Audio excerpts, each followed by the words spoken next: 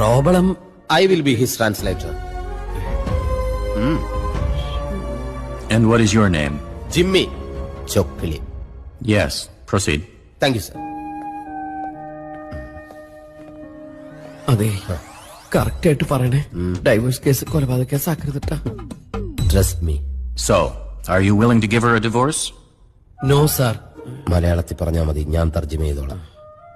ഇപ്പൊ ഞാൻ അവൾക്ക് ഡൈവേഴ്സ് കൊടുത്ത If I give her divorce now, അതൊരാൾക്ക് ആത്മഹത്യന് അനുവാദം കൊടുക്കുന്ന പോലെയാവും. it will be like we are giving someone the permission to commit suicide.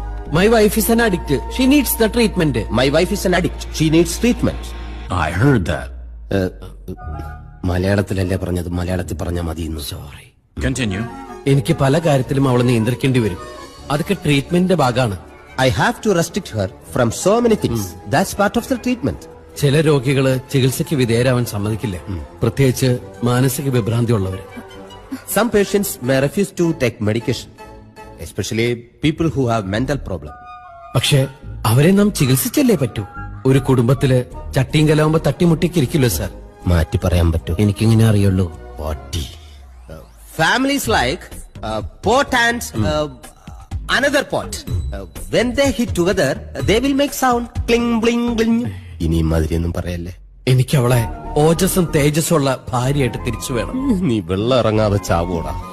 I want my wife back with lots of ojas and tejas. What do you mean? ചളമായെന്നാ തോന്നുന്നത്. Mr. Jimmy? ഈശോയെ. I want lifeline.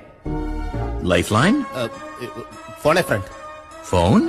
Please sir, one call, please. Okay. Oh, thank you, അളിയ. ശത്രുക്കളോട് പോലും ഇത് ചെയ്യരുതാ ദ്രോഹി. ചിലപ്പോ ഞാൻ Jimmy അടക്കാൻ